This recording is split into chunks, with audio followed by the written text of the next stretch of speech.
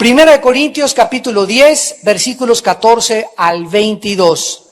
Y tenemos ahora como título de nuestra conferencia la idolatría y los demonios. La idolatría y los demonios. Dice en Primera de Corintios capítulo 10, versículo 14 en adelante: por tanto, amados míos, huid de la idolatría. Como a sensatos os hablo, juzgad vosotros lo que digo. La copa de bendición que bendecimos, ¿no es la comunión de la sangre de Cristo? El pan que partimos, ¿no es la comunión del cuerpo de Cristo? Siendo uno solo el pan, nosotros, con ser muchos, somos un cuerpo, pues todos participamos de aquel mismo pan. Mirad a Israel según la carne. Los que comen de los sacrificios no son partícipes del altar. ¿Qué digo pues? ¿Que el ídolo es algo o que sea algo lo que se sacrifica a los ídolos? Antes digo, ¿qué es lo que los gentiles sacrifican? A los demonios los sacrifican y no a Dios. Y no quiero que vosotros os hagáis partícipes con los demonios.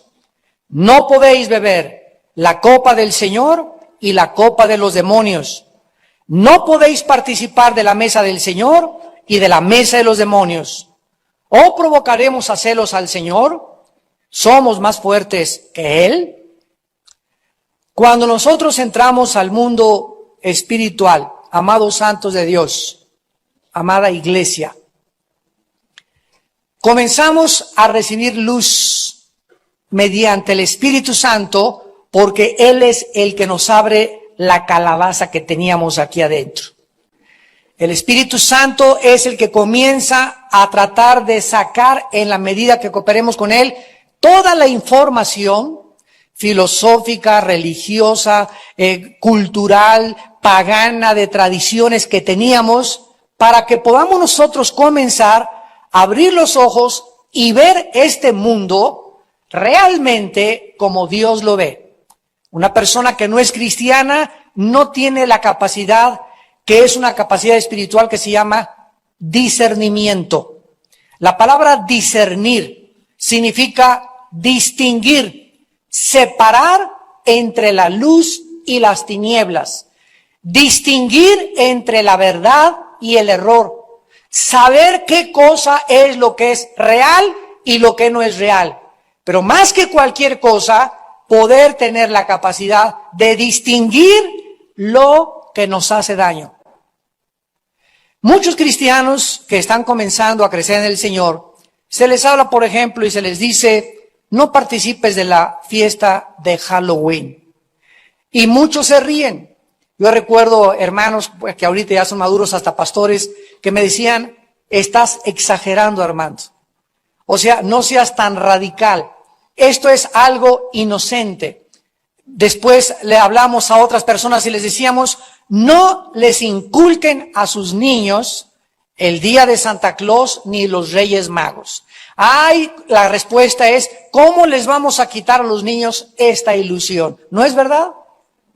¿Cómo les vamos a quitar a los niños esta esperanza que han puesto? Además, es una cosa inocente. Vean ustedes, pues, que la forma y la perspectiva como el mundo ve las cosas son totalmente inocentes, no tienen nada que ver, no nos hace daño, es una esperanza de los niños, porque sus mentes no han sido renovadas. No es hasta que verdaderamente sufres una transformación mental, bíblicamente, a través del Espíritu Santo, que comienzas a darte cuenta que lo que el mundo llama ilusiones, inocencia, no tiene nada que ver, es cosa de niños. ¿Por qué les vamos a quitar estas cosas? Realmente esas cosas para Dios son muy serias. Porque lo que los hombres consideran como sublime, delante de los ojos de Dios es abominación. Y este pasaje nos va a arrancar a muchos estas vendas, estas tinieblas, para que podamos comenzar a penetrar en ese mundo que no lo podemos ver, repito, a menos de que tengamos al Espíritu de Dios viviendo en nuestras vidas. Y le pido a Dios en esta tarde que les abra a muchos de ustedes el entendimiento para que puedan comprender su palabra. Una de las cosas más importantes que este pasaje nos va a enseñar es que hay muchas actividades del mundo, fiestas, desfiles, peregrinaciones, adoraciones, etcétera, etcétera, fiestas como Halloween, como Día de los Muertos, ir al panteón, etcétera, etcétera. Hay muchas actividades sociales, culturales, de las personas de cada nación que desde la perspectiva divina son abominación. Y tenemos que entender que llega el momento en nuestra vida cristiana en que tenemos que decidirnos o agradar a Dios, o agradar a mi familia, agradar a mis amigos, agradar al mundo, agradar a los maestros de mis hijos en la escuela. Tenemos que llegar a ese punto, los cristianos, donde tenemos que ya decidirnos a qué amo vamos a servir. Porque no podemos servir a Dios y a los ídolos, a Dios y a los demonios. Estas actividades dudosas, los corintios y esta iglesia, estos cristianos de esta iglesia nueva, no sabían distinguir. Entonces le mandaron, ya vimos en el capítulo 1 cuando estudiamos la primera carta e iniciamos el estudio, que los corintios le mandaron una carta a Pablo preguntándole. No sabían en el matrimonio cómo comportarse, no sabían realmente, había divisiones entre ellos, unos decían que eran de Apolos, otro que la iglesia presbiteriana, otro que bautista, se peleaban entre ellos, había carnalidad, y estas dos cartas fueron escritas para despejarles las dudas que ellos tenían como cristianos y pudieran tener luz para saber la voluntad de Dios. Los cristianos Corinto estaban en medio de un puerto, Corinto, que era un puerto donde el 65% de las mujeres eran prostitutas. Y donde estas mujeres se acercaban a adorar a sus dioses y tenían relaciones sexuales con la gente que iba a adorar a sus dioses. O sea, era una depravación y una inmoralidad tremenda. Además, estas mujeres que trabajaban en Corinto como prostitutas se distinguían. Si tú ibas al mercado a Corinto y querías saber, esta mujer es cristiana, esta mujer es prostituta, las podías distinguir solamente por la forma como se peinaban. Las prostitutas, todas absolutamente se rapaban como los hombres, con la oreja de fuera. O sea, si tú ibas por atrás no distinguías si era hombre o era mujer, como ahorita también en el siglo XXI ya volvió esa moda otra vez. Y las mujeres que comenzaban a entrar a la iglesia, lo vamos a ver cuando lleguemos al capítulo 11, Pablo les comenzó a enseñar que a la mujer le es honroso dejarse crecer el pelo. Le es honroso. O sea, es algo que Dios ama y se llama feminidad. Feminidad. Ay, hermano, pero es que el otro día vi una predicadora que trae el pelo así. Es que esa predicadora que tú viste en la televisión no es tu modelo es la Biblia. Y de repente comenzamos a seguir a una persona y a todos van detrás de esa persona, porque esa persona es famosa, porque esa persona así lo hace, porque esa persona así se viste, porque esa persona tiene esas costumbres. Pero como dice Pablo, si quieren ser contenciosos, sean contenciosos con Dios y no con nosotros. Yo solamente quiero transmitirles a ustedes lo que la palabra de Dios dice. Si alguien quiere pelearse, peleese con Dios. Es que eso es legalismo. Legalismo escúchalo, legalismo es tratar de buscar agradar a Dios a través de las obras y no de la gracia. Esto no es legalismo, esto es algo que le agrada a Dios. Entonces las prostitutas se rapaban y las mujeres que comenzaron a convertirse, o las prostitutas de Corinto que comenzaron a convertirse, se comenzaron a dejar crecer el cabello. Y comenzaron a entender que una mujer con el pelo grande, ¿verdad? Se ve femenina, se ve más linda, se ve más bonita. Si está gordita, hasta los cachetes le tapa. En fin. Y comienza el apóstol Pablo tratando de introducirlos a este mundo espiritual para que pudieran ellos comenzar a entender la mente de Dios. Y lo primero que comienza Pablo diciéndoles en el versículo 14 es: amados míos, huyan de la idolatría. Este mandamiento se nos da por una razón muy especial.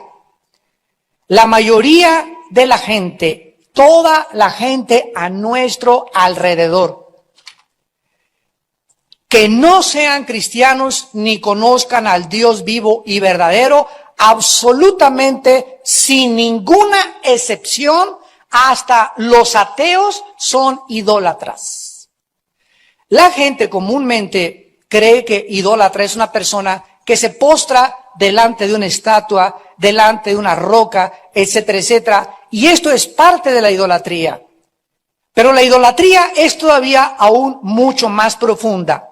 La idolatría significa, en la palabra eidololatrías, en el griego, adorar. Tanto a dioses falsos como a cualquier cosa que consuma nuestra vida o cualquier cosa que establezcamos dentro de nosotros como un Dios. Por ejemplo, un ateo te dice, yo no creo en Dios, y en el momento que un ser humano dice, yo no creo en Dios, él se hace Dios. Porque cuando dices, yo no creo en Dios, estás diciendo, yo no creo en un ser supremo que me diga lo que tengo que hacer. Yo no creo en un legislador de la moral. Yo no creo en alguien que establezca términos, mandamientos, preceptos, conceptos, órdenes para regular mi vida. Yo puedo regular mi vida. Yo puedo decidir qué es bueno y qué es malo. Yo soy el que voy a escoger realmente lo que voy a creer. No quiero que nadie se meta en mi vida. Esa persona tiene un ídolo y el ídolo es él mismo. Entonces, todos los seres humanos, de una u otra forma, son idólatras.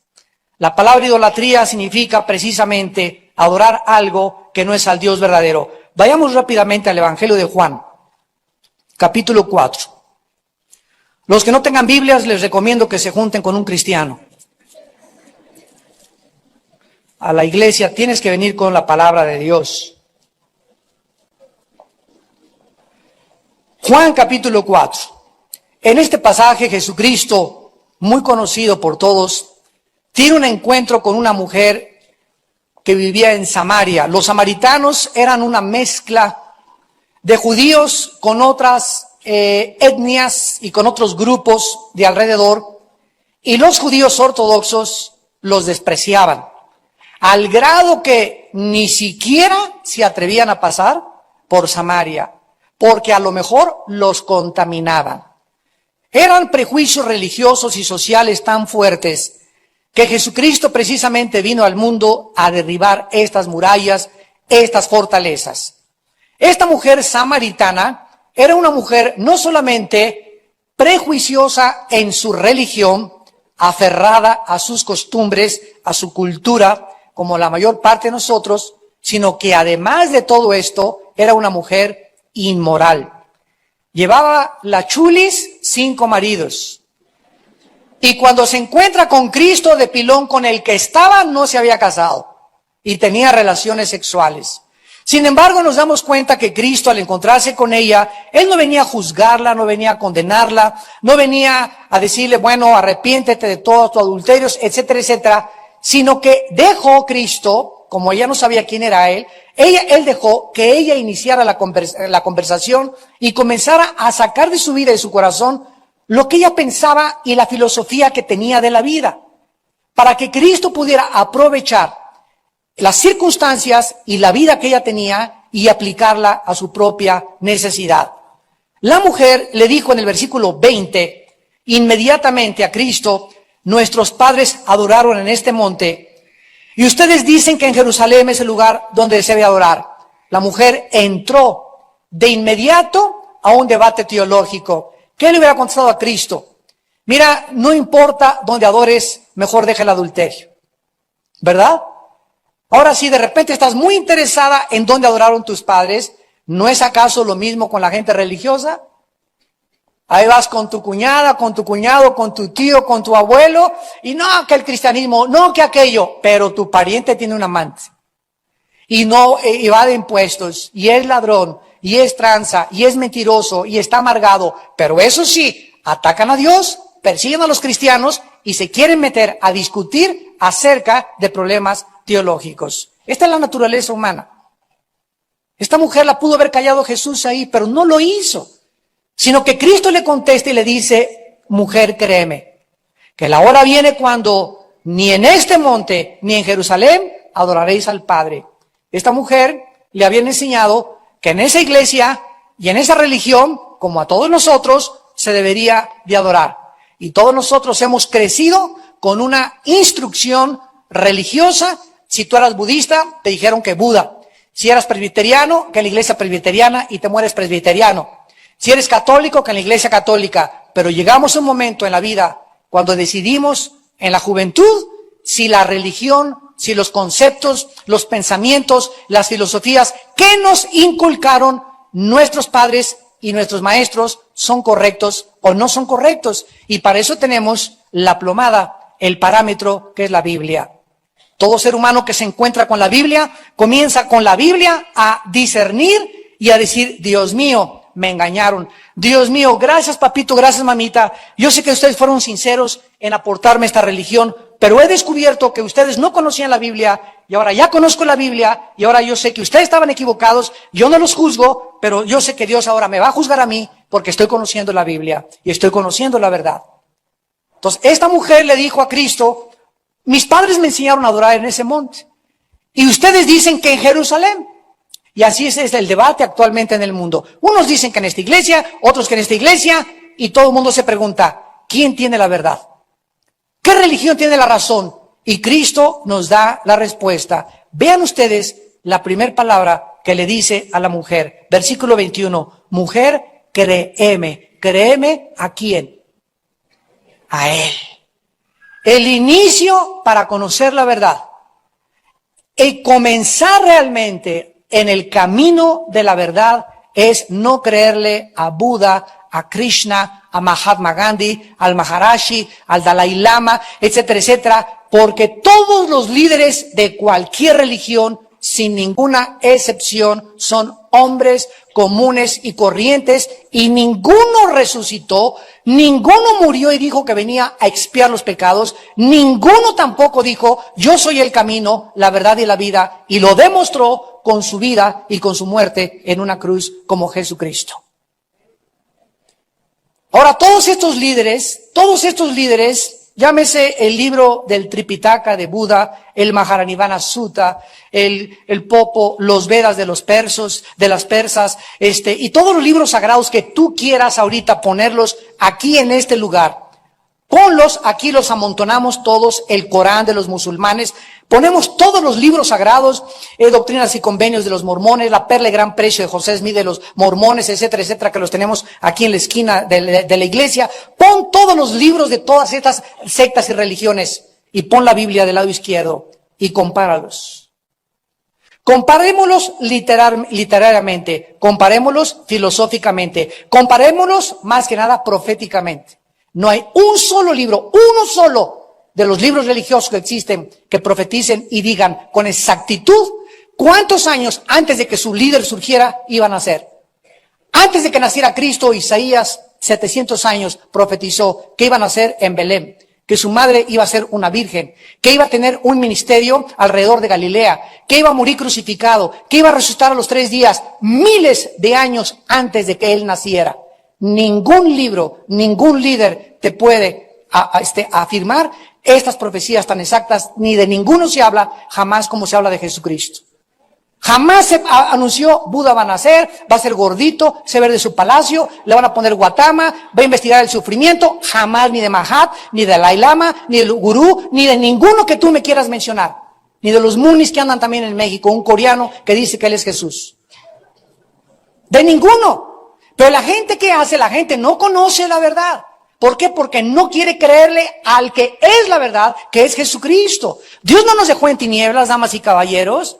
No estamos en un mundo donde cada quien tenga su verdad. Esto sería el relativismo, donde no podríamos nadie afirmar que debemos seguir un camino porque es la verdad, porque cada quien entonces tiene su verdad. Y para mí mi verdad es ser asaltante, y para el otro su verdad es ser homosexual, y que nadie se meta con ellos porque están pisoteando sus derechos, y que no los discriminen porque ahora es discriminar y sacar homosexuales de un hotel, una alberca, que están besándose, y ahora en la televisión los dicen que lo están discriminando y que tienen derechos. No tienen derechos mientras ellos violen la moral de nuestras familias.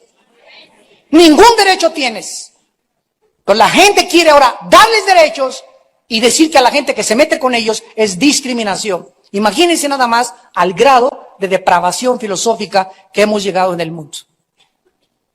Es increíble, increíble, increíble las tinieblas en las que el mundo está sumergido. Y nosotros somos la luz. Y tenemos que seguir predicando la luz y anunciando la verdad y decirles, eso no es correcto, eso está mal. ¿Por qué? Por esto y por esto y por esto. No solamente hablar por hablar, sino decir con bases profundas, moral, filosófica, religiosamente, ¿verdad? Que es una equivocación tremenda el apartarnos de la Biblia y del Hijo de Dios. Cristo entonces nos dice que para iniciar nuestra búsqueda tenemos que creerle a Él. Mujer, créeme. O sea, ya no le creas a tus padres, ya no le creas lo que te dijo el cura, lo que te dijo el pastor tal vez se equivocó, lo que te dijo el arzobispo archimandrita, el que te dijo el de la iglesia griega ortodoxa. No le creas a ningún ser humano. Dios nos dice, créanle a mi Hijo. Este es el testimonio que Dios nos ha dado, la vida eterna, y esta vida está en Él, en su Hijo. No en Buda, no en el Dalai Lama, no en el Muni, no en el Ron Hubbard de la Dianética, de la Cienciología, está en el Hijo de Dios. El que tiene al Hijo tiene la vida. El que no tiene al Hijo de Dios, aunque tengas una religión y un sistema de pensamiento, no tienes la vida eterna. Ni en este monte, ni en Jerusalén adorarán al Padre, porque ustedes adoran lo que no saben. Ahí está. ¿Qué cosa es la idolatría? Adorar algo que no sabes. ¿Quién es un fanático? Alguien que sigue algo sin saber qué está siguiendo y que es alborotado por la muchedumbre de las gentes. ¿Has oído a una vaca que le pongan un cencerro? Y esa vaca acondiciona a las demás vacas durante 3 o 4 meses para que todas las demás vacas, cuando oigan el cencerro, saben que si el cencerro se oye allá, las vacas van para allá. Y si la vaca comienza con el cencerro a dirigirse a un barranco y se avienta al barranco, las demás, solo por oír el cencerro, van detrás de ellas al precipicio. Eso es lo que se llama fanatismo. Cuando tú dices que alguien sigue algo, ¡Hey, Che Guevara, vamos al Che Guevara, Che Guevara! Tanto el comunismo, el comunismo, el comunismo, el nazismo, el ateísmo, y comienzas a seguir un cencerro, comienzas a seguir una voz que te ha influenciado y que se quiere apoderar de tu corazón y de tus pensamientos y de tus emociones. Y tú tienes que entender que esa voz, ¿de quién es? Pregúntate antes de seguir algo, ¿de quién es? Vamos a la Dianética. Es que Tom Cruise está en la Dianética. Y su esposa la hizo que se fuera a la Dianética y Nicole Kidman se divorció de él porque no le gustó la Dianética. Y como él es estrella de Hollywood, ahí van tras el cencerro porque él va a la Dianética. Es increíble lo que pasa en el mundo. ¿Quién fundó la Dianética? Ron Hubbard, un hombre que murió rodeado de 17 chavitas en un barco en aguas internacionales. Un hombre depravado moralmente, buscado en más de 7 naciones por fraude. Pero es la filosofía de Hollywood. ¿Por qué? Porque siguen el cencerro. Jesús dijo, mis ovejas oyen mi voz y no oyen las demás voces. ¿Por qué? Porque comienzas a acostumbrarte a la voz de aquel que dio su vida por nosotros. La idolatría es adorar o consumirnos por cualquier cosa como con nosotros mismos. Tu ídolo puede ser tu familia, tus amigos, tus posesiones, tu novio, tu novia, el negocio, el dinero, los deportes, las filosofías, el sexo, el poder. Cualquier cosa que te consuma, cualquier cosa que ocupe la mayor parte de tus pensamientos, cualquier cosa a la que le des más importancia que a Dios es un ídolo en tu vida. Si por tu novio no vienes al servicio o no te comienzas a discipular, tu novio se convirtió en el centro de tu vida y tu vida comienza a girar alrededor de él y no alrededor de Jesucristo. Y en cuanto dejamos de girar alrededor de Jesucristo, lo que tenemos nos lo quita. Porque Él quiere que nos centremos y busquemos su reino primeramente para que las demás cosas nos las dé por añadidura. En términos prácticos, un ídolo es cualquier cosa, repito, que consuma nuestra mente, nuestro corazón, nuestra alma. Un ídolo es todo aquello a lo cual una persona se entrega a servir. Dentro de la mayoría de las religiones, pues las religiones adoran estatuas, escapularios, agua bendita, fetiches, reliquias, pinturas, y se inclinan ante ellas, pinturas, reliquias, estatuas que no ven, ni oyen, ni caminan. Y sin embargo, estas cosas que nosotros nos levantamos, las hacemos, viene un carpintero y agarra un pedazo de madera de un tronco de árbol y comienza a hacer la figura de un hombre. Y ya que hizo la figura de un hombre, o viene con cemento, o con yeso, o con lo que sea, o lo pintas una virgen, o pintas un santo, y ya lo ponemos nosotros, y algo que es una creación de nosotros mismos, nos inclinamos ante nuestra propia creación. Nos inclinamos ante algo que nosotros mismos inventamos. Es como yo le pregunté el otro día a una señora que gracias a Dios ya se convirtió. Y me dijo que en su casa tenía un cuadro de Juan Diego. Le dije, ¿quién lo pintó? Me hizo un pintor muy famoso. Le dije, ¿y de dónde sacó su cara si no había cámaras fotográficas? Y se quedó pensando. Le dije, usted está inventando. Pintaron un indito con unas barbitas así y usted cree que es ese hombre. Y sin embargo se da cuenta que está usted adorando algo inventado por los hombres. Que ni siquiera históricamente hay un registro. Ni Bartolomé de las Casas, que fue un misionero en la época en la que se le hicieron las famosas apariciones, dio testimonio de que hubiera esta aparición. Entonces, ni históricamente en México existe esto, pero los hombres inventan porque tienen que manipular a las masas para poder conseguir sus propósitos y sus objetivos. En el libro de los Hechos, capítulo 17, ¿se dan cuenta ustedes que al oír la verdad comienzas a sentir convulsiones dentro de ti? Muchos que me escuchan, muchos que nos escuchan, y yo los comprendo. Es traumático, así, es un shock oír por primera vez la verdad. Eso me sucedió a mí hace muchos años cuando vi una conferencia y yo no era cristiano. Así, no me dejó dormir en una semana. Y lo único que pude hacer es comprarme una Biblia y comenzar a leer la Biblia e hincarme y decirle a Dios, Señor, si tú eres el Dios verdadero y la Biblia es tu palabra, yo necesito conocerte. Porque he probado con el Dalai Lama, me quería ir de monje tibetano a la India, me metí con los gurús, me metí al Partido Comunista 3 años, me metí a estudiar psicología a Freud, a Jung, a Skinner, etcétera, etcétera. Quería saber esto, quería saber el otro, ciencias políticas, Señor. Me he metido en todos los filósofos, estudié a Platón, estudié a Sócrates, a Cicerón, etcétera, etcétera. Y jamás he encontrado a nadie que diga yo soy el camino, la verdad y la vida. No pude dormir una semana cuando mi hermano Alejandro comenzó a testificarme y a hablarme de Jesucristo. Y me puse a leer la Biblia. Y llegué en Juan 14 y caí de rodillas lleno de lágrimas. Le dije, Señor, he llegado a donde yo he buscado. Te he encontrado. Tú eres la verdad. Entonces, es un shock, yo te entiendo, es traumático.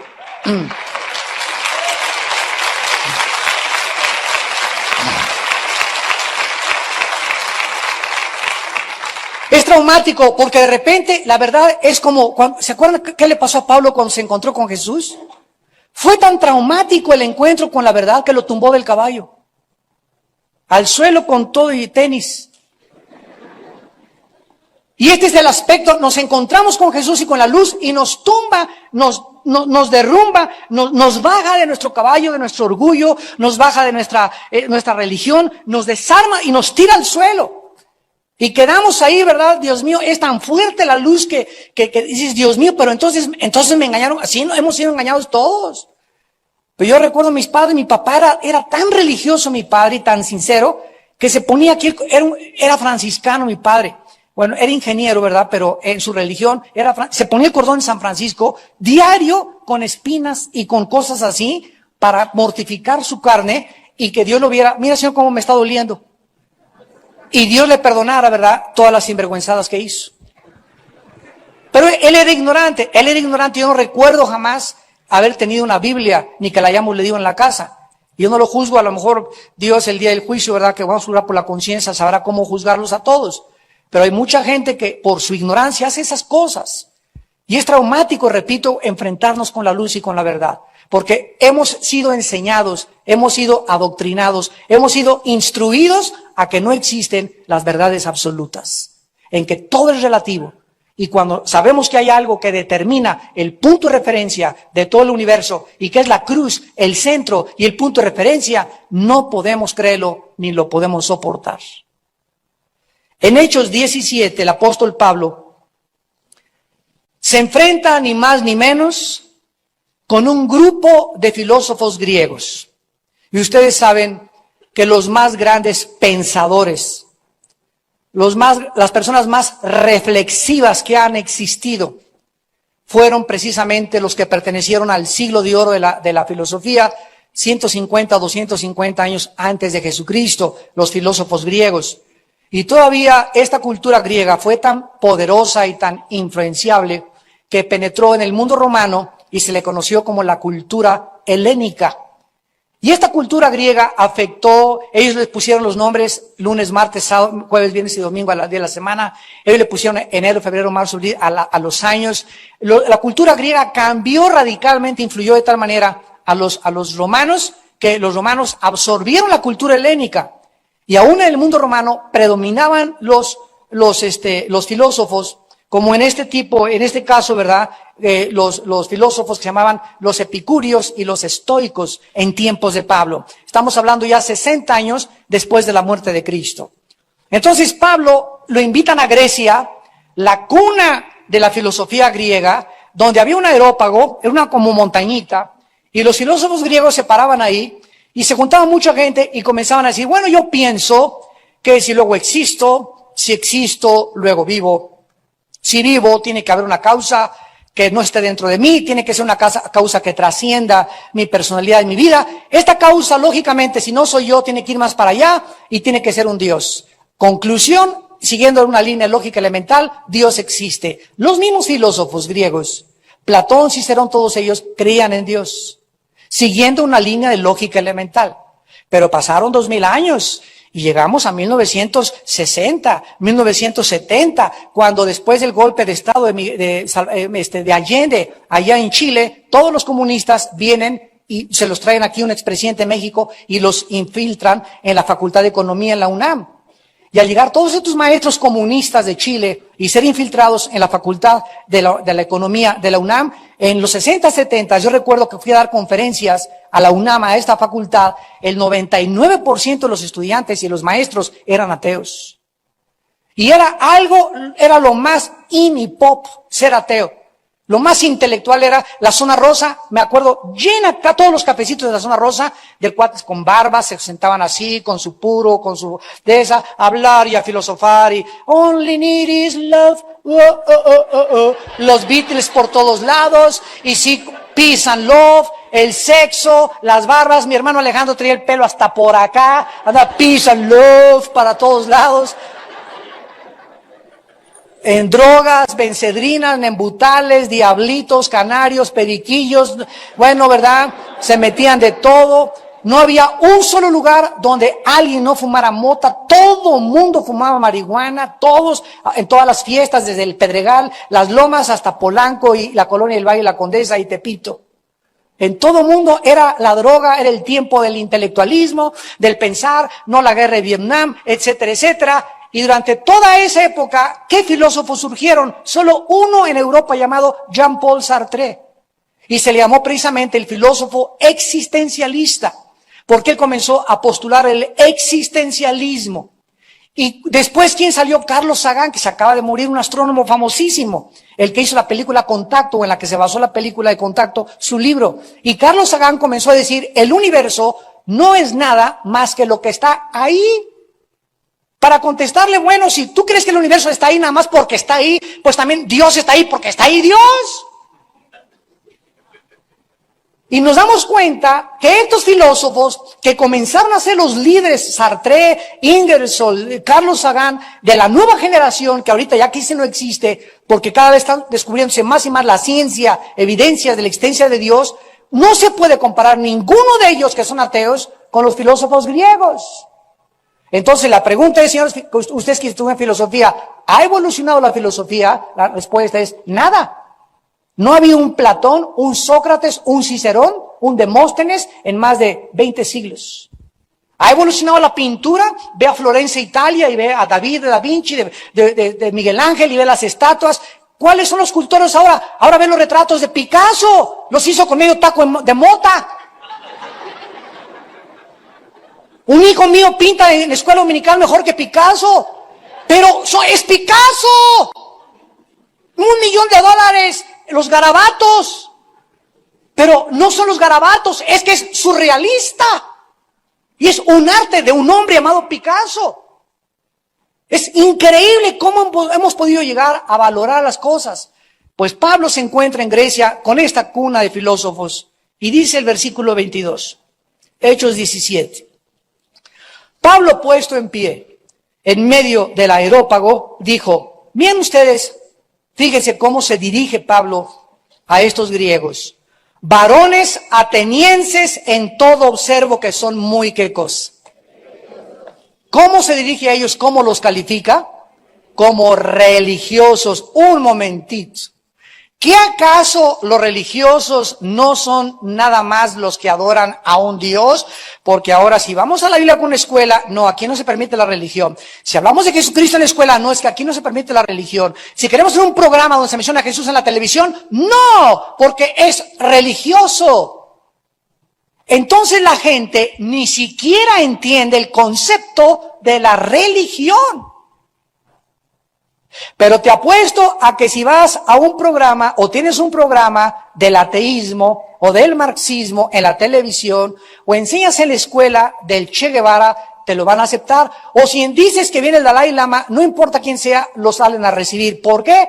Porque ellos dicen que no son religión. Sin embargo, el comunismo, la dianética y todo el budismo, que son ateos, son religiones.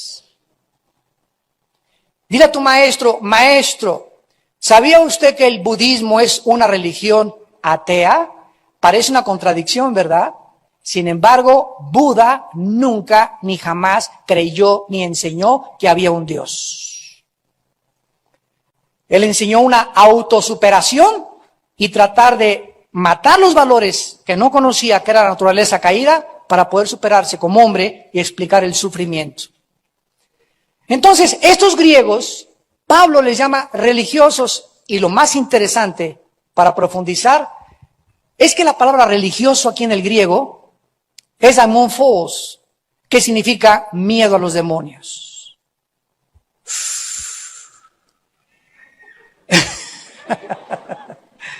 Todo esto tuve que ponerlo como un fundamento para que pudiéramos entender nuestro pasaje, que tal vez no terminemos ahora, de Corintios 10, de por qué muchos, sin que sepan, están participando con los demonios. Difícil de entender. En todo observo que son muy religiosos, porque pasando y mirando vuestros santuarios, hallé también un altar. Los griegos no conocían a Dios, tenían miles, millones de dioses los griegos. Adoraban a Neptuno, a Plutón, a Zeus, ¿verdad? Al Apolo, a los titanes, etcétera, etcétera.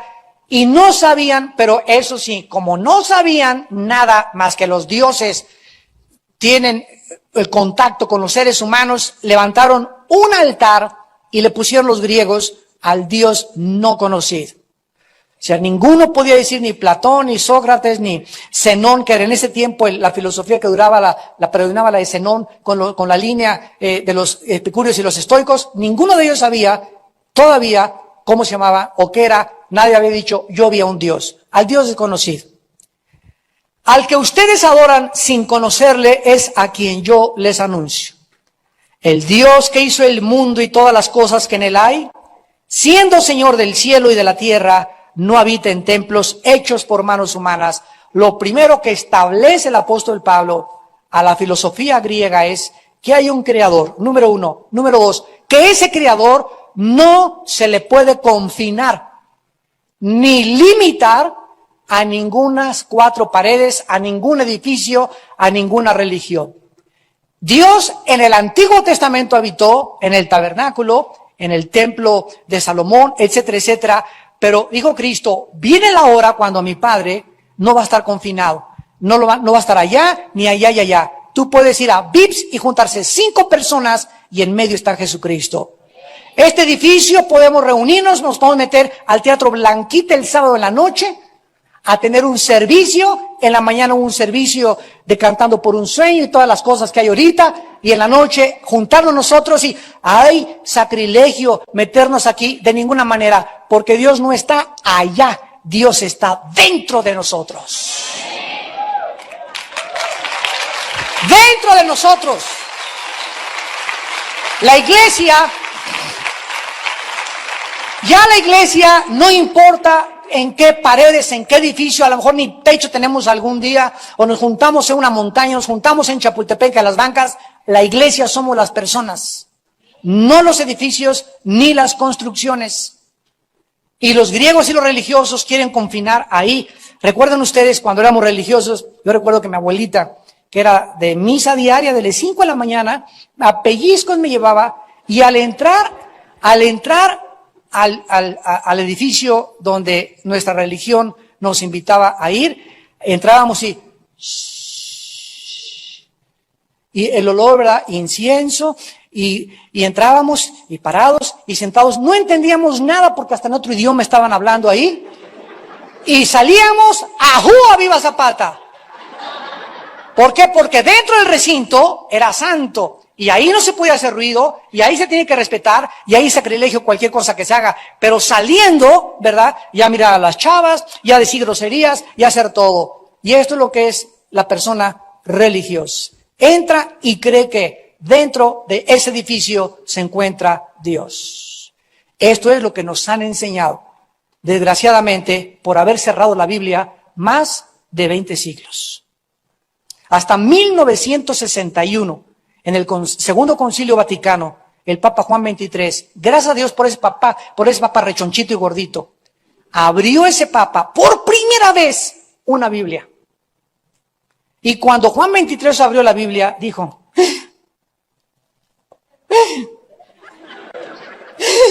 casi le llevan oxígeno. ¿Y saben ustedes qué sucedió con el Segundo Concilio Vaticano? Juan XXIII mandó quitar las misas en latín. Mandó quitar todas las estatuas, aunque hay todavía muchas que la tienen. Y comenzó a permitirse que se comenzaran a cantar y que se comenzaran a alabar como cantan en las iglesias hermanas. Nos quitaron el nombre de protestantes y nos pusieron hermanos separados. Ahora ya somos hermanos.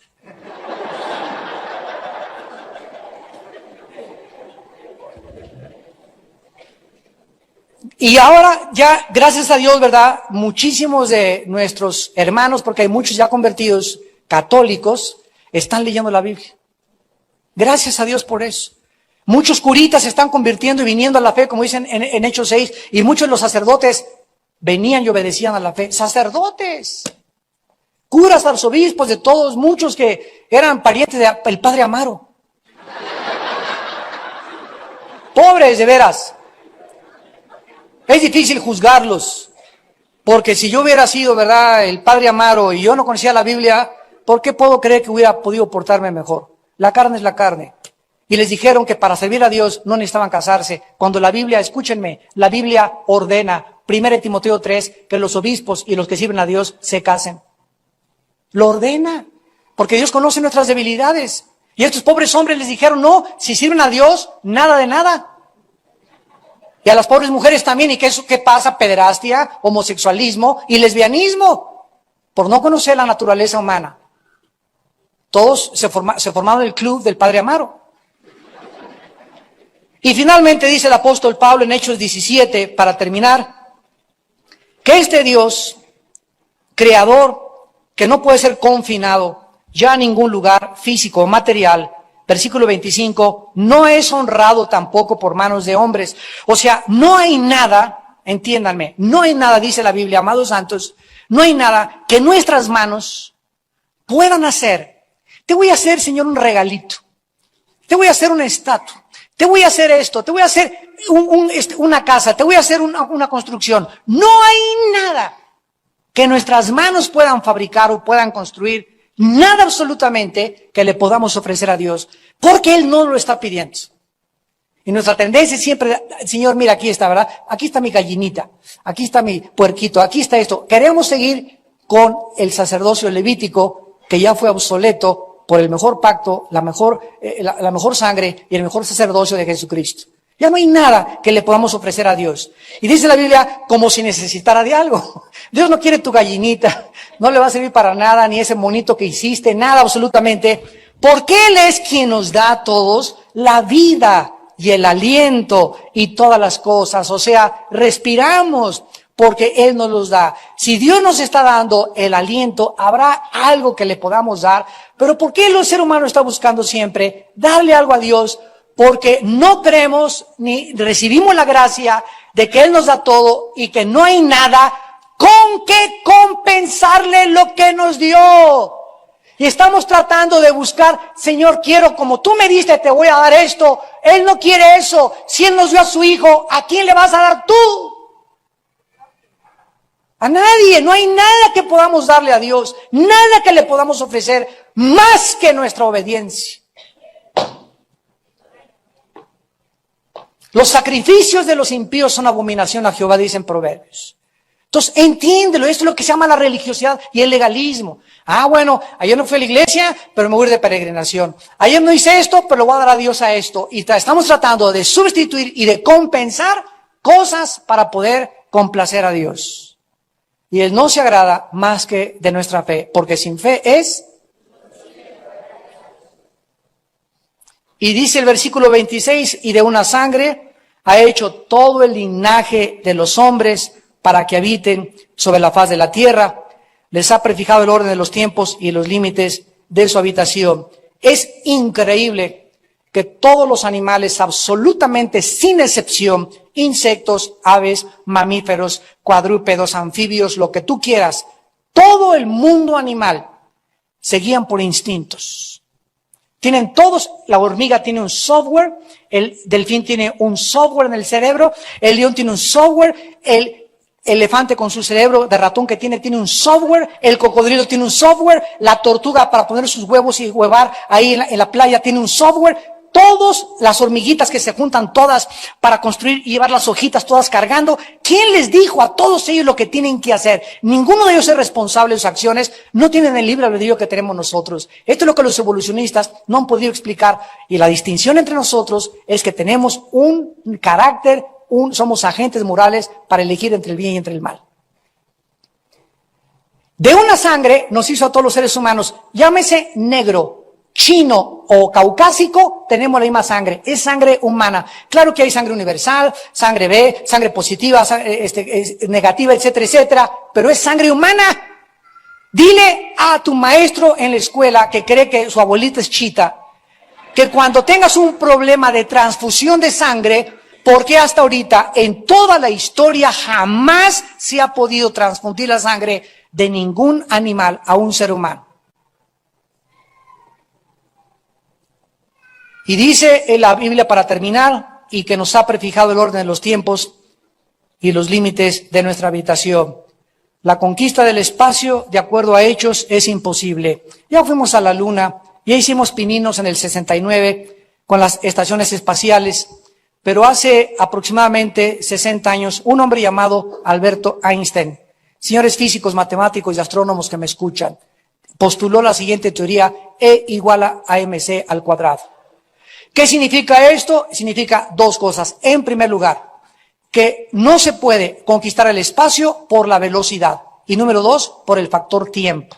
O sea que, si queremos llegar algún día a Marte, o queremos llegar un día a Plutón, o ver que la guerra de las galaxias sea una realidad en los sueños utópicos de opio también de los seres humanos, necesitamos entender que la velocidad de la luz, que es 300,000 kilómetros por segundo, no se puede alcanzar a través de ninguna nave porque se desintegraría. Se van a inventar materiales que, aunque se inventen materiales, nosotros no podríamos estar sujetos a esa velocidad jamás. Y en segundo lugar, el tiempo. Si mandamos una nave a Marte y la nave se va en enero del siglo XXI en que estamos ahorita y regresa en mayo del 21, allá pasaron 5 meses y aquí pasaron 2 años. Porque en el espacio no existe el tiempo. Y si tú te vas de 25 años y tu esposa tenía 20 años y tú regresas y pasaron 5 años, tu esposa tiene 40 y tú tienes 30. Échate ese trompo a la uña. ¿Te volverías a casar con ella? Padre, te damos gracias en esta tarde por tu palabra. Te damos gracias por tu sabiduría, por la luz y la verdad que has dejado sembrada para el justo. Te damos gracias, Señor, porque vamos a ir aprendiendo que las actividades en las que participemos en la vida con nuestras amistades son muy peligrosas. cuando no provienen de ti. Porque detrás de todo el mundo que nos rodea existen criaturas invisibles llamadas demonios, que participan de estas actividades e incitan estas actividades a llevarse a cabo y las disfrazan como inocentes, como algo que no tiene importancia. Pero gracias a Dios que ya no somos ni juzgamos conforme a nuestro propio corazón, que es engañoso y que nos engaña. Ahora tú quieres que seamos obedientes y que creamos lo que tú has hablado, porque tu palabra es ley y tu ley es perfecta, que ha convertido y transformado nuestra alma. Tus testimonios son fieles, que hacen sabio al sencillo. Tus mandamientos son rectos, que alegran nuestro corazón. Tu palabra ha llegado a ser para nosotros mucho más dulce que la miel, y que la miel que destila el panal. Además somos amonestados con tu palabra, y en obedecer tu palabra hay grandes recompensas. Padre, gracias por que ahora tenemos una dirección, ahora tenemos una guía, ahora sabemos por qué el mundo actúa como actúa, para que tengamos compasión del mundo y misericordia por el mundo que nos rodea, que están como están, hacen lo que hacen, dicen lo que dicen y creen lo que creen, porque no te conocen a ti, al único Dios vivo y verdadero, y a Jesucristo a quien has enviado. En esta tarde tal vez haya personas, ustedes que nos ven por la televisión también, que aún no tienen a Jesucristo. ¿Por qué no vienes en esta tarde a una cruz? Yo no te invito a ninguna religión. El cristianismo no es una religión, es una relación donde Dios bajó en forma humana a hablarnos desde una cruz y decirnos que nuestros pecados, nuestra rebelión, es la razón por la cual el mundo se encuentra como se encuentra, y que el mundo no se va a componer hasta que el mundo abra sus ojos y reciban al Señor de gloria. Recíbelo tú en esta tarde, hoy que Él te ha hablado, y ahí en tu corazón dile estas palabras, los que quieran invitar a Cristo por primera vez a su vida. Señor, te doy gracias porque hasta esta tarde he comprendido que yo hablaba lo que no entendía y creía solo lo que me habían enseñado, sin jamás haber checado que era la verdad. Ahora creo que la verdad no se encuentra en ningún ser humano más que en la persona de tu Hijo Jesucristo, y que la Biblia es el libro que tú nos has dejado para que podamos descubrir las maravillas escondidas y los secretos del corazón de los humanos, de la creación y del mundo espiritual.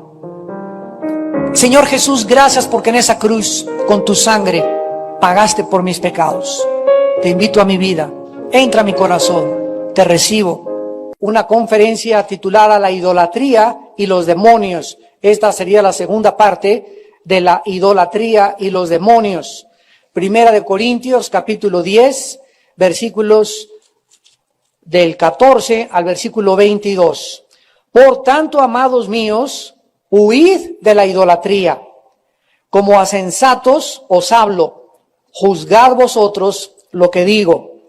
La copa de bendición que bendecimos, ¿no es la comunión de la sangre de Cristo? El pan que partimos, ¿no es la comunión del cuerpo de Cristo? Siendo uno solo el pan, nosotros, con ser muchos, somos un cuerpo, pues todos participamos de aquel mismo pan. Mirad a Israel según la carne, los que comen de los sacrificios, ¿no son partícipes del altar? ¿Qué digo pues?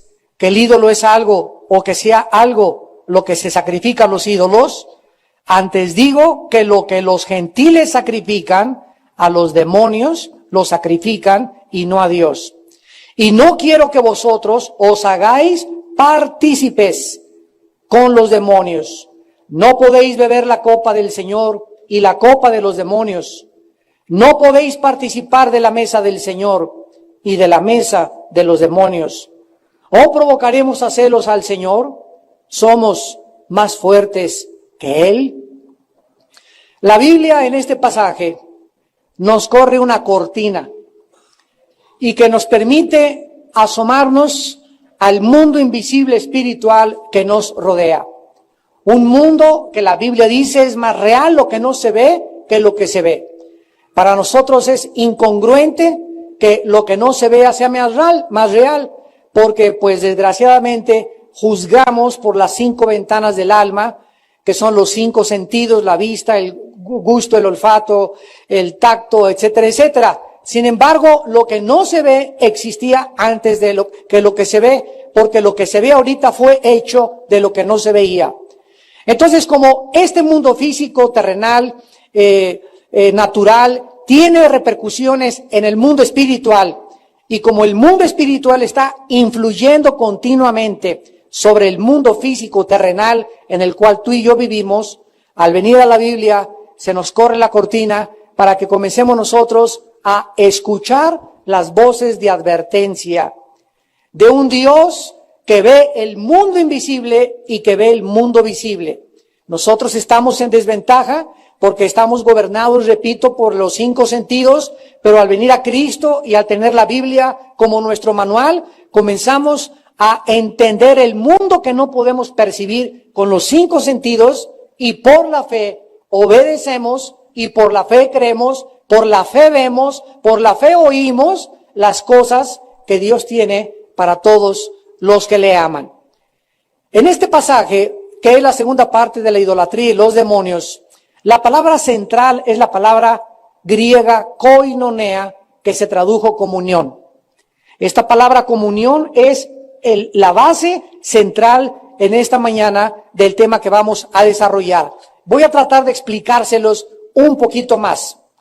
Aquí tenemos el mundo de las tinieblas, el mundo físico, el mundo terrenal, y aquí tenemos del lado derecho el mundo invisible, el mundo espiritual, el mundo que no se ve, al cual los creyentes pertenecemos. Cuando nosotros estábamos en esta dimensión o en este mundo, ¿con quiénes nos llevábamos? ¿Con quiénes trabábamos amistad? Pues si mi compadre le gustaba la borrachera, ahí iba con mi compadre a emborracharme. Si mi amiga le gustaba acostarse con su novio, yo me juntaba con esas muchachas porque amaba la fornicación. Si mis amigos amaban la droga, me juntaba con ellos. Si había oportunidad de hacer algún negocio chueco, me juntaba con los que podían proporcionarme ganancias, no importando los medios ni los fines tampoco. Entonces, nuestra relación, nuestra comunión era con personas que pensaban y que eran semejantes a nosotros.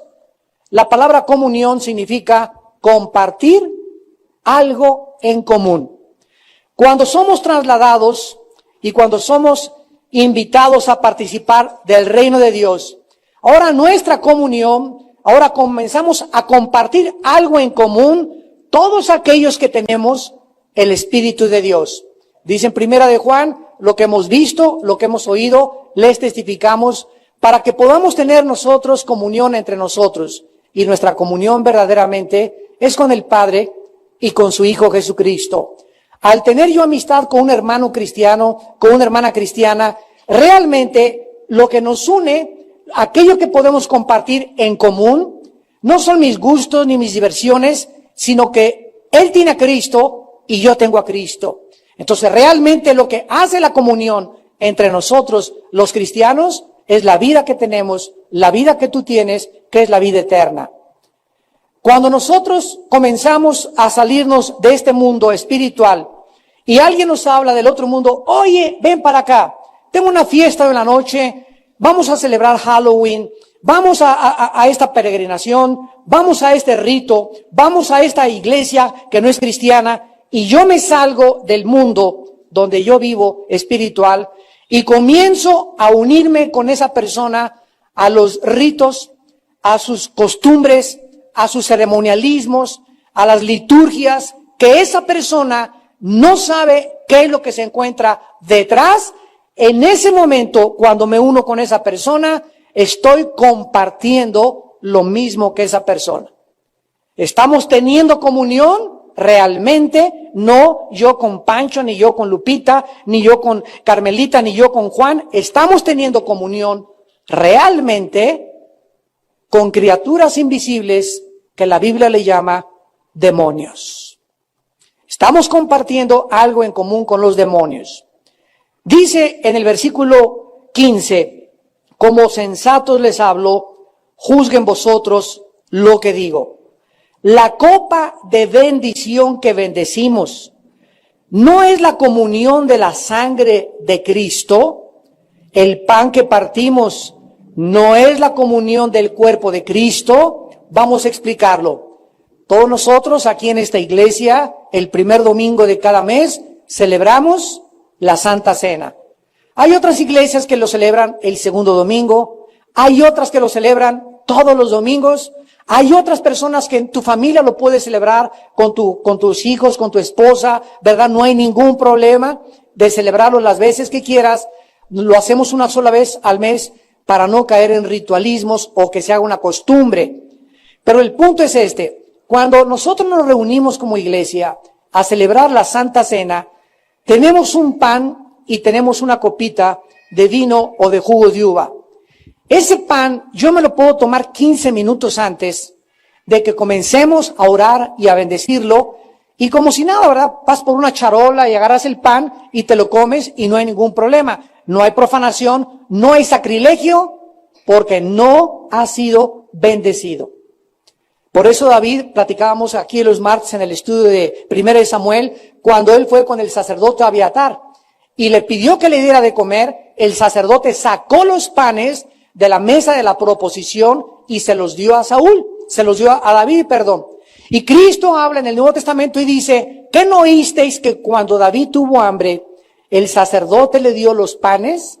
Entonces Cristo estaba estableciendo un principio que es más importante, las necesidades de la sobrevivencia que los ritos ceremoniales. Pero cuando nosotros tomamos el pan aquí en la iglesia y un hermano pasa aquí enfrente y dice, hermanos, tomemos el pan y en ese momento lo bendecimos, algo está sucediendo que no lo podemos ver, pero que nos lo revela la Escritura en el mundo espiritual. En ese momento, ese pan que estamos nosotros bendiciendo, al llevárnoslo a la boca, estamos ingiriendo a nuestra vida una enorme bendición o una grandísima maldición. Ese pan te puede bendecir o te puede maldecir. Escúchame con cuidado. Cuando tú te tomas esa copa de vino de uva que representa la sangre de Cristo y la bendecimos y la bebemos, estás bebiendo bendición o maldición. ¿Qué cosa determina que cuando tomemos la cena del Señor, yo pueda inclusive mejorar mi salud? Inclusive tener más energía, tener más visión, tener más claridad, tener más paz. Determina esto mi actitud con la que yo tomo la cena. Si cuando tomo ese pan, en mi corazón hay un pecado que yo no he confesado, que yo no se lo he dicho a Dios, o si tengo pleito con un hermano, con una hermana, y al tomarme yo la copa y el pan, no le he pedido antes perdón a ese hermano o a esa hermana, o en mi casa, al tomarme el pan recuerdo que tengo una revista pornográfica o una película ahí debajo del colchón, etcétera, etcétera, y al tomarme el pan, yo no estoy arrepentido, estoy comiendo y estoy bebiendo para mi vida juicio y maldición de Dios. Veamos esta verdad en el siguiente capítulo 11 de Corintios, donde cuando lleguemos a esta porción lo vamos a ver con más detenimiento. Primera de Corintios, capítulo 11, versículo 27 en adelante. De manera que cualquiera que comiere este pan o bebiere esta copa del Señor, ahí está la explicación, indignamente. O sea, que no consideres digno lo que estás haciendo. Que no tomes con la seriedad con la que Dios toma este aspecto de la Santa Cena. Cualquiera que lo haga sin dignidad, sin considerar la relevancia tan profunda que tiene esta acción como iglesia, será culpado, qué tremendo, ¿verdad? Será culpado del cuerpo y de la sangre del Señor. ¡Qué bárbaro! ¡Qué bárbaro! Eres culpado de la sangre y del cuerpo de Cristo. Por tanto, pruébese cada uno a sí mismo y coma así del pan y de la copa. O sea, antes de tomar la cena del Señor, por eso es importante relajarnos, poquito de música de fondo, llegar temprano a la iglesia, inclinar mi cabeza, comenzar a leer la Biblia, porque es la cena del Señor, y analizarme, Padre Santo, en este momento voy a participar, voy a tener algo en común contigo.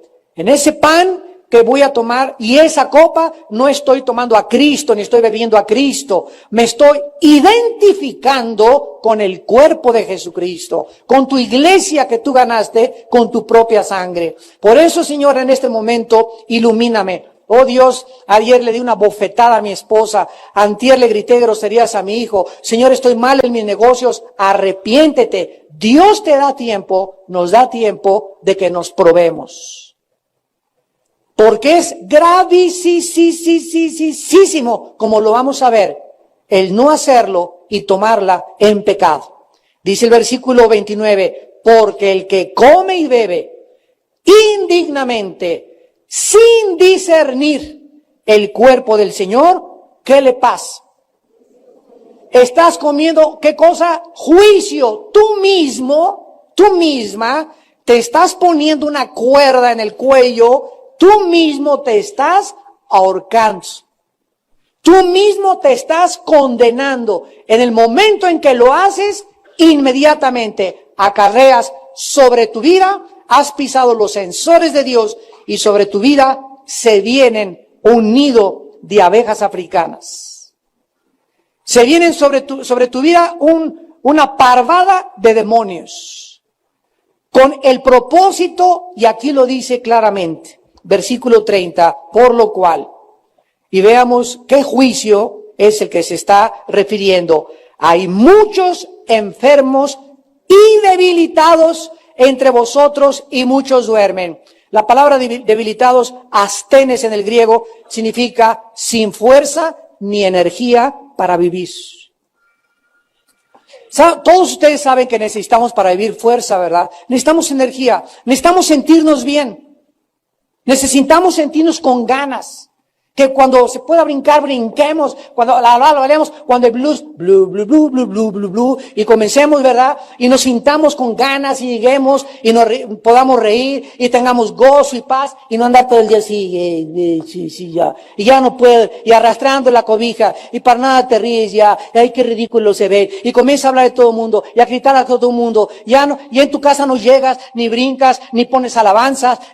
O sea, comienzas a sentir que te deterioras. Y si le agregas la panza que tienes, peor todavía, ¿verdad? Porque pues la mala alimentación sabemos que nos roba energía. La energía proviene de la alimentación y del poder espiritual de Dios. Entonces, cuando nosotros participamos de la cena y nosotros estamos en pecado, comenzamos a ver deteriorada nuestra salud.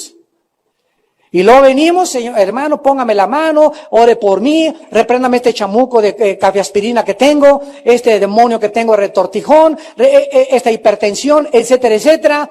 Y cuando nos damos cuenta, ¿verdad? Hay cantidad de personas que no son sanadas y no son sanadas simplemente porque en su vida hay pecados ocultos. Hay personas con las cuales no han hecho la paz. Hay personas a quienes no le han pedido perdón. Hay personas a las que han ofendido y no han tenido el valor de decirle, te ofendí, perdóname. Hay personas que has transado y no les has devuelto su dinero. Si tú has transado a alguien en la iglesia, ya sea nosotros los pastores o a cualquier persona, y tú no reintegras la cantidad o no repones el daño con lo que tú lo hiciste, vives bajo una maldición. Estás bajo el juicio de Dios. Y puedes hacer lo que quieras, levantar las manos, decir que eres cristiano, etcétera, etcétera, y te das cuenta que nada te sale mal, nada todo te sale mal, nada te sale bien, y así pasan los días y no prosperas, y no tienes ese gozo y esa paz, y te inscribes en el diplomado, y crees que por allá vas a encontrar, y algo está mal en tu vida. Y dice la Biblia, el que encubre sus pecados no prosperará. Más el que los confiesa y se aparta, alcanzará misericordia. Entonces, el juicio es debilitamiento físico y mental y, en segundo lugar, muerte prematura, por lo cual muchos duermen. ¿Qué hace Dios cuando ve a un hijo o a una hija suya que no se quiere arrepentir? Y que esos pecados, muchos cristianos los cuelgan la calaca en el closet. Ahí tienen un esqueleto en el closet, muchos cristianos. Y ahí está guardado tu pecado, nadie sabe que tienes ese pecado, pero Dios sí lo sabe. Y si pasa el tiempo, y pasa el tiempo, y pasa el tiempo, solo Dios lo sabe. Y tú ese pecado lo sigues considerando algo superficial. Ahí lo tienes, aquí que leche. Y lo comienzas a apapachar. Pues es una canita al aire que yo tengo, y todos somos débiles. Y comienzas a considerarlo algo que no tiene la menor importancia, te puedes ir a casa antes de tiempo. Y el hermano puede tener cáncer, o puede tener sida, o puede tener algún problema, y podemos orar, lo podemos ungir, le podemos sacar los demonios, y el plan de Dios está determinado. Ese hombre, esa mujer, se va a casa.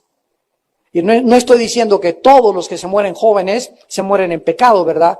Hay excepciones. Pero la Biblia dice que la generalidad son personas que viven porque no han tomado en serio la cena del Señor. Regresamos a Corintios 10, a nuestro pasaje. Y ahora entendemos que Pablo comienza a preparar a sus lectores para el capítulo 11, en el versículo 16 del capítulo 10, al decir la copa de bendición que bendecimos, no es la comunión de la sangre de Cristo, o sea, estamos realmente participando y haciéndonos algo con la sangre de Cristo, con la vida de Cristo. Entonces tomo ese pan, me lo llevo a la boca, ya confesé a Dios mis pecados, ya me siento en paz, y a comenzar a masticar ese pan, así como mis muelas, mis dientes incisivos, mis premolares, molares, comienzan a masticar ese pan hasta que lo pulverizan, y ya que está pulverizado en mi boca, lo trago y comienza ya pulverizado a ser digerido, y ya digerido me comienza a alimentar. Así el cuerpo de Cristo fue hecho pedazos, fue machacado en la cruz del Calvario, para que después de que haya sido triturado, fue la trituración del cuerpo de Cristo lo que nos pudo alimentar. Y arriba del pan tomamos la copa y la sangre cubre el cuerpo de Cristo. Porque en el cuerpo de Cristo, en la sangre se encuentra la vida. La vida de la carne está en la sangre, Levítico 17:11. Entonces nos damos cuenta que el alimento sin la vida no nos alimenta. Para que yo pueda comer algo y alimentarme, yo tengo que tener vida y salud. Yo puedo comer ahorita un plato de verduras sanas, zanahorias y vegetales y brócoli, etcétera, etcétera. Pero si yo estoy enfermo, eso, ¿verdad?, no me va a ayudar, a menos de que esa enfermedad primero la saque de mi vida para que me pueda hacer provecho. Y lo mismo pasa espiritualmente. Hasta que no sacas la basura de tu vida, hasta que no sacas los pecados de tu vida, no importa que te vayas a la villa hincado 3 kilómetros y de regreso. No importa cuánto alabes al Señor, no importa cuántos diplomados tomas. Si no sacas de tu vida el pecado que tú tienes escondido, Dios no te puede bendecir. Ahora bien, en Corintios 10, versículo 17, dice el apóstol Pablo, siendo uno solo el pan, nosotros con ser muchos somos un cuerpo, pues todos participamos de aquel mismo pan. En otras palabras, la participación mía con mi primo, con mi hermano, con mi hermana, con mi amigo, en cualquier actividad con funciones sociales, nos identifica en las funciones y en las actividades en las que esa persona está involucrado. Por eso les dice Dios a los jóvenes, no se unan en yugo desigual con los incrédulos. Tú eres cristiano, Tu novia está guapa, tiene la cara de Madonna, canta como Madonna, se mueve como Madonna, es de buena familia, es mucho mejor, dices tú, que muchas cristianitas de la iglesia. Pero si tú te unes con ella, en ese momento te sales del mundo espiritual automáticamente, aunque llegues con la Biblia a su casa, y en el momento en que tú accedes a comenzar a autoengañarte, se va a convertir. Cuando nos casemos, yo estoy seguro que mi papá, que es pastor, la va a convertir, etcétera, etcétera, y comienzas a racionalizar el pecado. En el momento que te sales y desobedeces a Dios, pierdes la protección de Dios. Automáticamente la pierdes. Y puedes orar con ella y tratar de convencerla. En otras palabras, estás diciéndole a Dios: Señor, te estoy tentando. Yo te apuesto, Señor, a que se va a convertir. Dame chance nada más para que veas que sí lo puedo hacer. Eso se llama tentar a Dios. Y cuando tentamos a Dios, nunca nos salimos con la nuestra. ¿Por qué? Porque ella me va a comenzar a arrastrar, o él te va a comenzar a arrastrar hacia su religión, sus costumbres. Ahí no tienen nada de malo, ven con nosotros, mis papás nos quieren llevar a este lugar, acompáñanos, y comienzas a participar en las actividades de otras personas que no son cristianas. Comienzas a participar de los demonios. Sin que te des cuenta, el mundo espiritual te comienza a actuar en tu vida, a energetizar, que te acaba convenciendo de que no estás mal. Y la prueba es que te acabas casando con ese incircunciso filisteo. Te acabas casando con esa incircuncisa filistea. Y déjenme decirles que si hay algo más parecido al cielo aquí abajo en la tierra, es casarte con la persona que Dios ha escogido desde antes de la fundación del mundo para que sea tu ayuda idónea o para que sea el padre de tus hijos. Y el infierno más grande no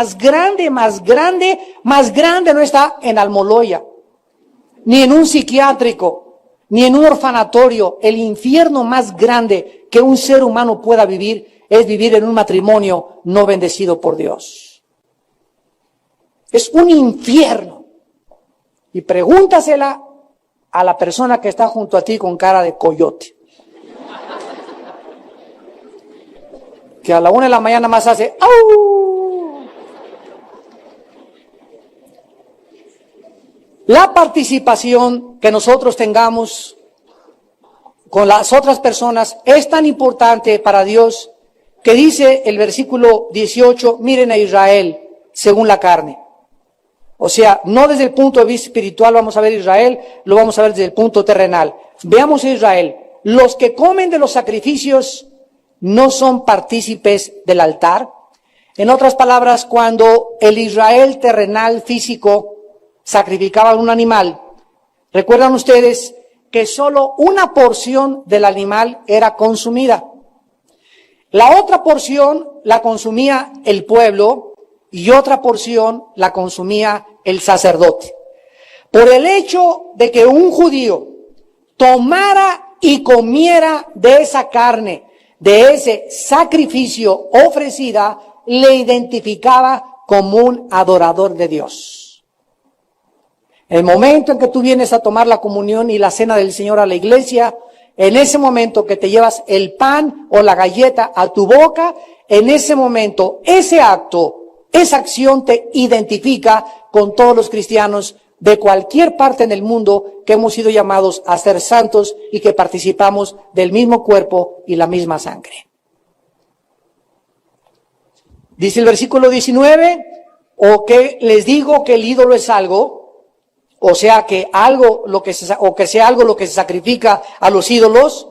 El ídolo, ¿verdad? Cualquiera que sea, pues no es nada, o sea, un pedazo de Tlaloc ahí, de piedra, o una ave que se inclinan muchos a adorar, o la imagen de un hombre que le ponen después el nombre de un santo, o de una santa, o de un virgen. Es yeso, es cemento, es madera hecha por las manos humanas.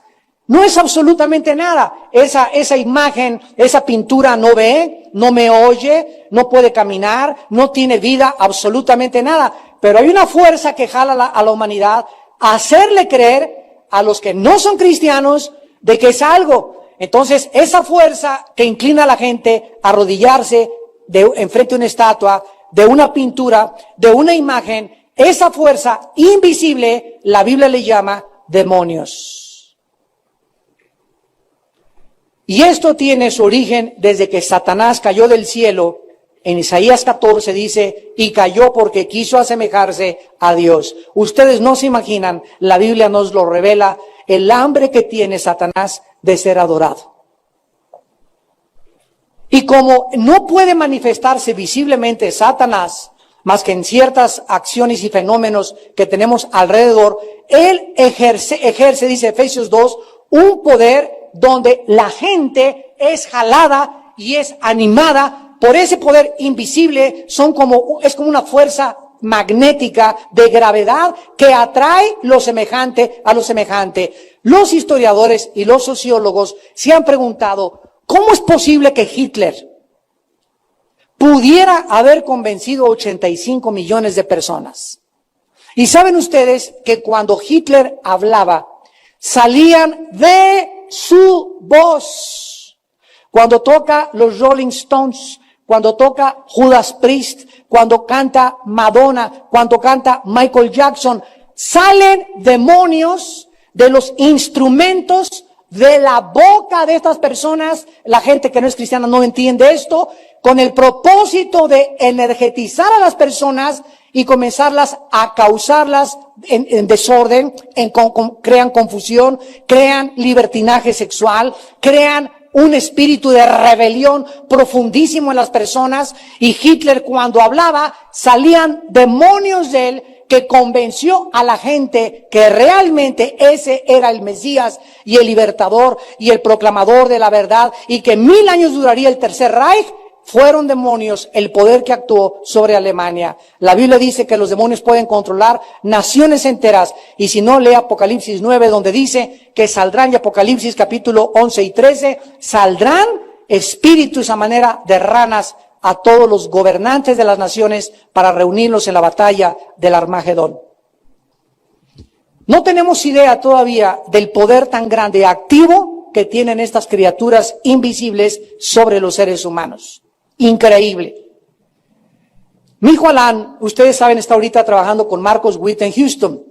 Se fue Alan a trabajar ya tiene 1 mes y medio, y está trabajando en las oficinas de canción allá en Houston. Y me dijo, hablamos casi todos los días por radio, y me dice, papá, fíjate que conocí a un hombre y lo vamos a traer a mí, que se llama Paolo Bottari. Paolo Bottari fue el maestro de Anacondia. Fue el pastor que le enseñó a Anacondia a sacar demonios, y el que comenzó a organizar las campañas en Argentina, donde Anacondia hablaba y la gente se comenzaba a manifestar solita y se comenzaban a retorcer como culebras y salían demonios, y la gente, los cristianos y los pastores que nunca creían que había demonios en los cristianos, comenzaban a ver hasta pastores ahí parecían reptiles e iguanas en el suelo. Y me dice, fíjate que acabo de llegar a Houston y Marcos Witt me recomendó que fuera con él. Y dice, papá, hasta por los juanetes me salieron. No te imaginas, dice, comenzó a orar este hermano y no sabes qué limpieza, qué maravilla, ¿verdad? El poder de Dios. Él es un hombre, Paolo Bottari, que tenía 80 años de edad. Y lo vamos a invitar, yo creo que en mayo, junio, aquí a la iglesia. Decía Marcos Witt, me dijo, oye Armando, dice, yo cuando voy con Paolo Bottari, me bautizo 2 veces, me confieso 2 veces. Hasta agua bendita me echo, dice. Porque de veras es un hombre tremendo con el poder de Dios para la liberación. Y descubrimos a través de todo esto de qué forma el mundo espiritual, aún para los cristianos, está escondido. ¿No creen? Eso ya pasó de moda, eso no es cierto, fue tiempo de los apóstoles y está vivito y coleando. Y la razón es porque él no quiere jamás manifestarse, y el secreto más grande del diablo es mantenerte en ignorancia. ¿Sabes tú que la palabra ignorancia en el hebreo es sinónimo de tinieblas?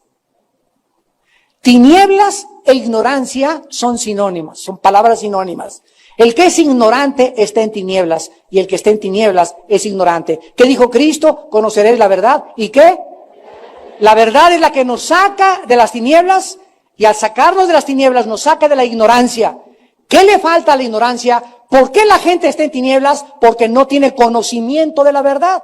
Ustedes en este momento están recibiendo conocimiento de la Biblia, no mío, no suposiciones, no presuposiciones filosóficas. Están ustedes oyendo la palabra de Dios. Y este conocimiento que ustedes están recibiendo, muchos lo reciben lo aceptan y te pasa al otro lado y ves más claro, entiendes más claro. Otros, será cierto. Nel. Y rechazan la palabra y sigues en la ignorancia, sigues en las tinieblas por tu terquedad y tu soberbia intelectual o teológica. Eso es lo que hace la diferencia. Pero cuando escuchas la verdad del Evangelio, la verdad te hace libre y comienzas a participar del mundo de la luz y de los santos, de la herencia de luz. Y dice el versículo 20, en penúltimo lugar de Corintios 10, antes digo, y aquí Pablo ya nos corre la cortina, ya no se anda con miramientos ni por las ramas, y nos lo dice franca, directa y llanamente. Lo que los gentiles sacrifican, a los demonios lo sacrifican. ¿Qué creen ustedes que hacían los aztecas? ¿Quién estaba detrás del poder de los sacrificios humanos? ¿Por qué a través de la historia encontramos tribus como los jíbaros en Brasil, los caníbales, aztecas que sacrificaban el corazón? ¿Y cómo lo hacían? Entregándoselo a sus dioses. O sea, miren ustedes el engaño, por favor. Señores psiquiatras, sociólogos y psicólogos, estudiantes de la conducta humana, señores antropólogos. Pero nadie puede revelarte que detrás de ese poder, de un sacrificio a los dioses, se encuentran los demonios. ¿Qué hacen los satanistas en Halloween, el 30 de octubre, 1 de noviembre? ¿Qué hacen? Sacrifican a niños, no lo sabemos, pero hay cantidad de niños secuestrados en el mundo entero. ¿Y con qué propósito? Con propósito de que al abrir a un niño, ellos dicen, yo oí a Antonio Lavey, él hizo la Biblia de Satanás. Fue el presidente de la iglesia satánica en California, se pasó a San Diego. Y él dijo, en el momento que le abrimos la panza a un niño, el momento que sacrificamos a un niño, recibimos poder en la sangre de los niños. Recibimos poder, y si quieren ustedes ahorita saber cómo está el diablo trabajando, se los dije en el primer servicio. Traje un artículo, creo que lo tengo aquí, o creo que es el del suicidio, o el de las bebidas, es el del suicidio. Pero traje un artículo en el primer servicio de una hoja en el periódico El Universal, que dice así: se acaba de descubrir por todos los laboratorios americanos que la bebida Red Bull, que la ven en el Oxxo, en la farmacia, en cualquier lado, es como tomar 5 expresos o 10 tazas de café, más 5 sustancias cancerígenas para los niños.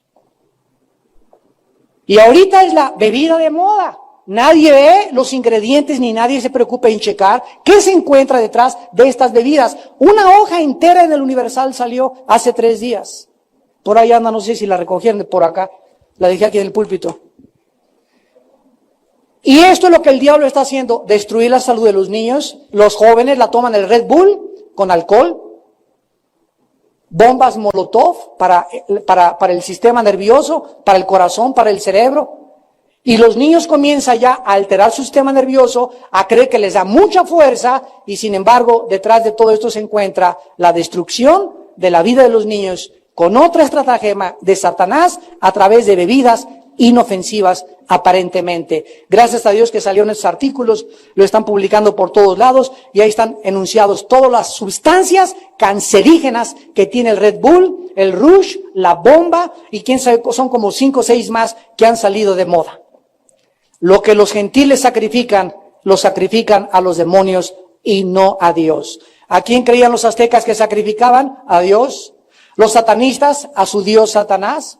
A los caníbales, ¿verdad? A sus dioses del sol. Los griegos, los romanos, los griegos agarraban a todos los que eran imperfectos y los abortaban y los ahogaban en una cubeta. ¿A quién estás matando cuando abortas? ¿A quién estás ofreciendo ese aborto? Es un asesinato. No hay diferencia entre matarlo adentro al niño o matarlo afuera. Es asesinato por dentro y es asesinato por fuera. ¿Qué es lo que están haciendo? Sacrificando a los dioses satánicos, a los demonios. ¿Estás embarazada? ¿No quieres casarte? Ten tu hijo. Ven con nosotros los pastores. Mi esposa tiene una organización que se llama Tamar, que le damos protección a las mujeres que son golpeadas y que no tienen cómo poder salir adelante con sus bebés. Te ayudamos con tu bebé, sacas a tu bebé adelante, vas a ser madre, si es cierto, vas a sufrir humillación 1 año o 2 años, pero no vas a ser una asesina. Y no vas a matar a tu bebé, lo tienes que tener tu bebé, no importa el precio que tengas que pagar. ¿Por qué? Porque delante de Dios es uno de los crímenes más grandes, de eso hablé en la primera conferencia, el quitarle y robarle la vida a un ser humano. Y si alguna persona en esta tarde, alguna muchacha, alguna señora ha abortado, en la sangre de Cristo hay perdón. Gracias a Dios que Dios nos perdona si nos arrepentimos. Pero si tú estás oyendo estas palabras y habías pensado en abortar, no te atrevas a hacerlo. Si quieres tener en tu vida la bendición de Dios. Dios te va a dar la fuerza y la energía para salir adelante con tu bebé, y tu bebé algún día se va a sentir orgulloso de que tú tuviste el valor de sacarlo adelante. Y finalmente,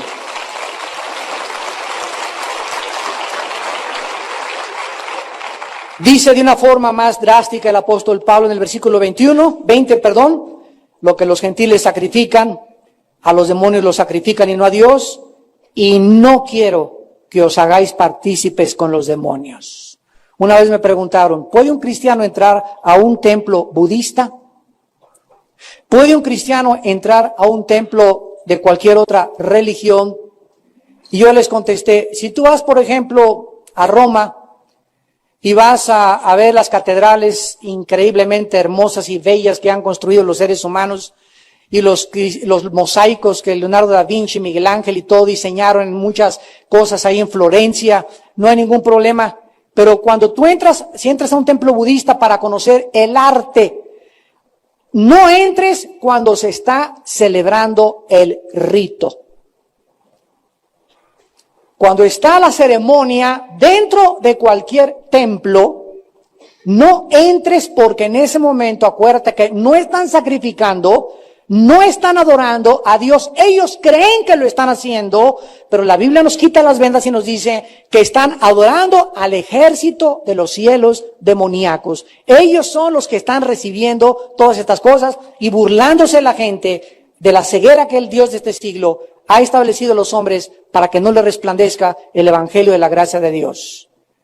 Entonces, si tú entras a cualquier iglesia, cualquier religión, llámese como se llame, y participas de eso y dices, no tiene nada de malo, me paro, me siento, yo no hago nada. En el momento en que pisas tu pie, entras tu pie y entras a ese recinto, toda la atmósfera está llena de demonios y estás participando, teniendo algo en común con esos espíritus maléficos. Y escúchame, cuando tú salgas de ese lugar, no vas a salir igual. Porque esos espíritus dentro de ese lugar te van a comenzar a atormentar 2 días después, 3 días después, 1 semana después, pero se van a ir contigo hasta que tú entiendas que la verdad te hace libre y te arrepientas y seas cubierto por la sangre de Jesucristo. Así es como opera el mundo espiritual, y tenemos que estar conscientes de estas trampas de Satanás. Y finalmente dice el versículo 21, no podéis beber la copa del Señor y la copa de los demonios. No podéis participar de la mesa del Señor y de la mesa de los demonios. ¿O provocaremos a celos al Señor? ¿Somos más fuertes que Él? En otras palabras, yo no puedo invitar a mi casa a Jesús y decirle al diablo, tú entra por la puerta de atrás. Pero también quédate en la covacha. No puedo tener 2 invitados en mi casa. A mi vida, no le puedo decir, Jesús, sé mi Señor y mi Salvador. Y al diablo también. ¿Cómo invito al diablo? Participando de acciones, de fiestas, de ceremonias, de liturgias, de ritos que no son cristianos. Si mis hijos en Halloween son llamados por la escuela para que se vista uno de Drácula, la otra la Brujilda, el otro que se vista de Walter Mercado, el otro de la novia de Walter Mercado, etcétera, etcétera, en ese momento, y van a celebrar Halloween en la escuela de mis hijos, y van a traer las calabazas, y las brujas, y las arañas, y las telarañas, etcétera, etcétera. ¿Qué están haciendo mis hijos al enviarlos yo a la escuela? Hoy lo estás entendiendo. Están participando, están teniendo algo en común con los demás amiguitos y con la escuela. Y si crees que la presión es muy fuerte, de que si no vienen a Halloween, les bajamos puntos, bájale y repruébelos si quiere el año, es preferible que pierdan, me voy al extremo, 1 año a serle infiel a Dios.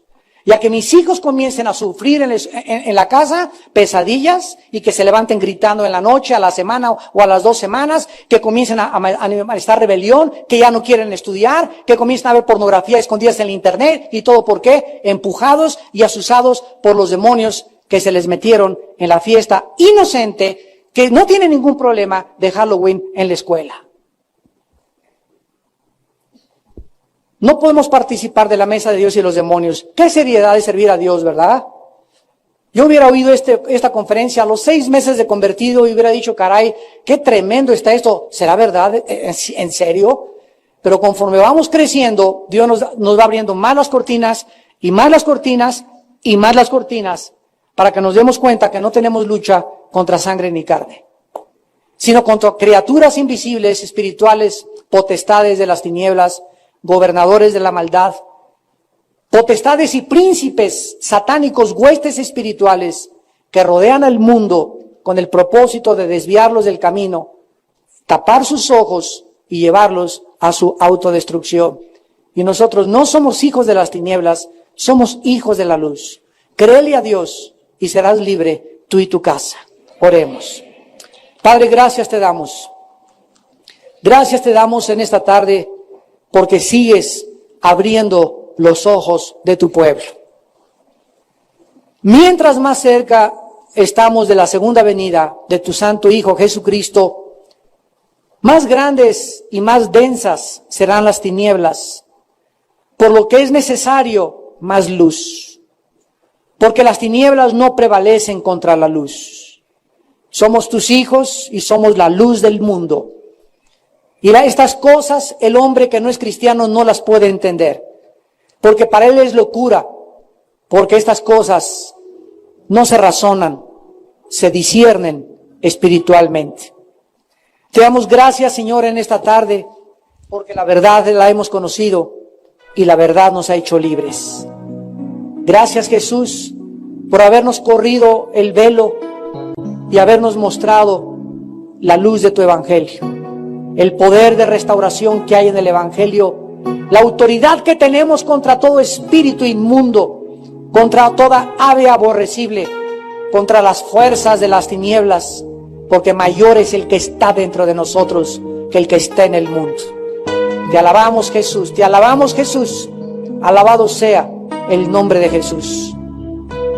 Esta tarde muchos de ustedes tal vez aún no han entrado al reino de la luz, al reino de Dios.